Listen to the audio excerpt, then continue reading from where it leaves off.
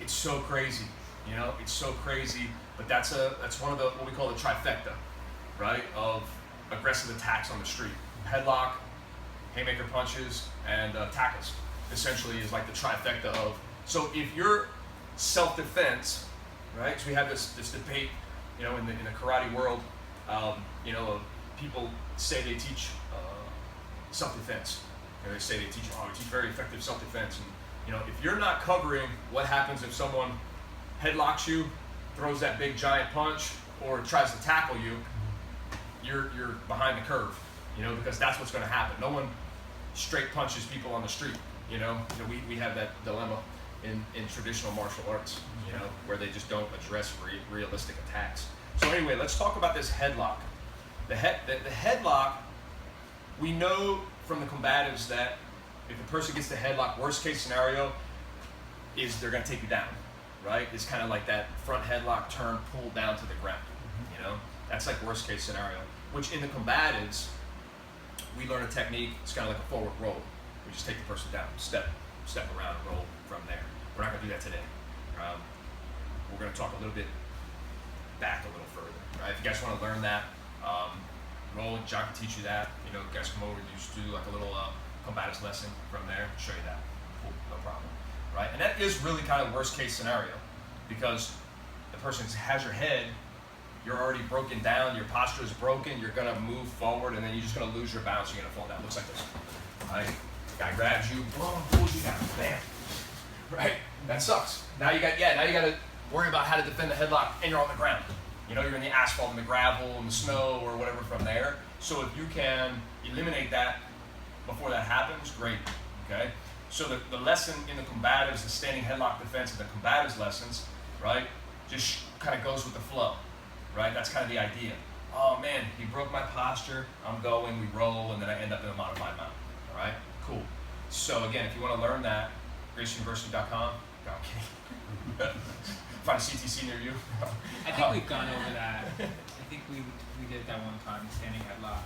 No. See, You guys So- just more the mount. Just show it. Let's just show it so they know. The mount. So from here, the guy grabs the headlock. Let's start from standing.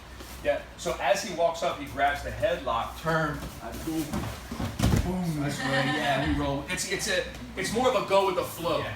You know, blocking the leg off, rolling through, Right. and you're gonna go to the ground anyway. You might as well go to the ground on your clock and on your terms versus theirs. You know, like in your lap. From there. Okay, so that's what we're talking about. If you want to learn that, it's a worst case scenario situation. I can show you that later. All right, we're gonna go back a couple steps when the guy grabs us, and he's not necessarily worried about taking us down. Maybe he's supposed to punch us.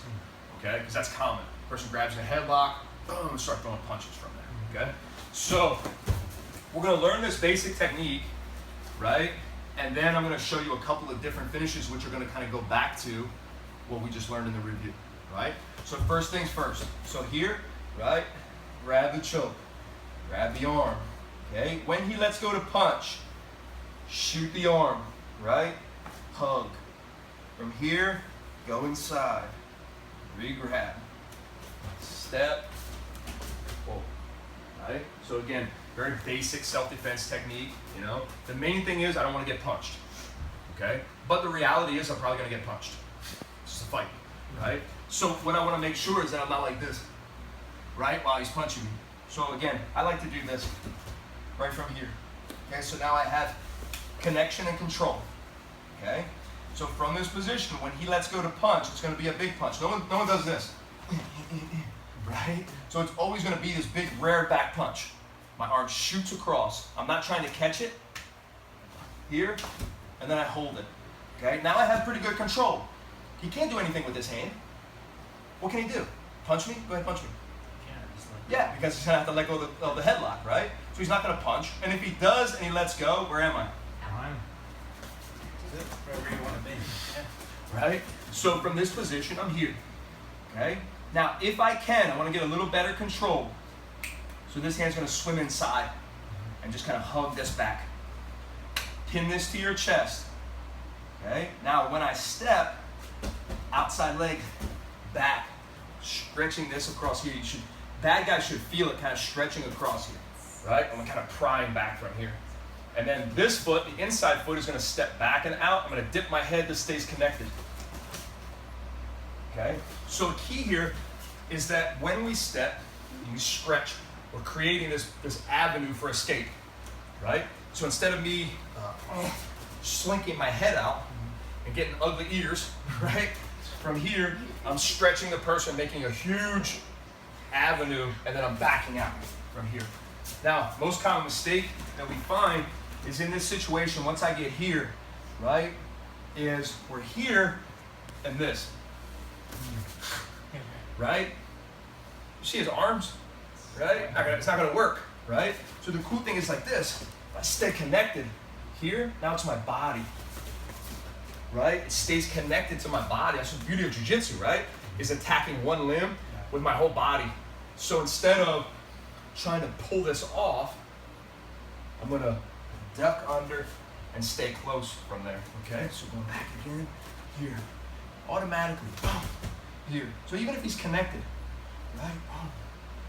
Now he punches, I wanna hug it, right? So from this position, he can't punch me, right? I have pretty good control from here, but to get a little better control, I go inside. Now, John and I are similar in size, so I can reach all the way around the outside and hug his arm. That's cool, right? But I might not be able to do that with him, so I'm gonna find that control on the inside. So, monkey grip, pulling in tight. Now I transfer from here, up, and I use my body here, okay?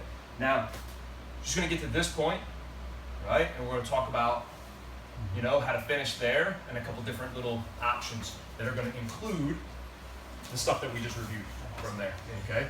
So, again, by myself, here, grab, block the punch and hug, okay?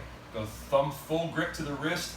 If you guys have done the punch block variation of it's very similar to the one on the ground.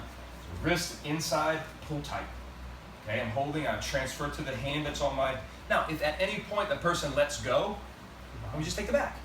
Right? If at any point in this whole transition, the person lets go and puts their arm over my head, I'm on their back. And now I have their back, I go rear clinch, hips away, wide base, switch my grip, boom, pull them down from there, okay? So from here, I step, stretch, be tall, stretch, right? And the person's gonna feel it, right?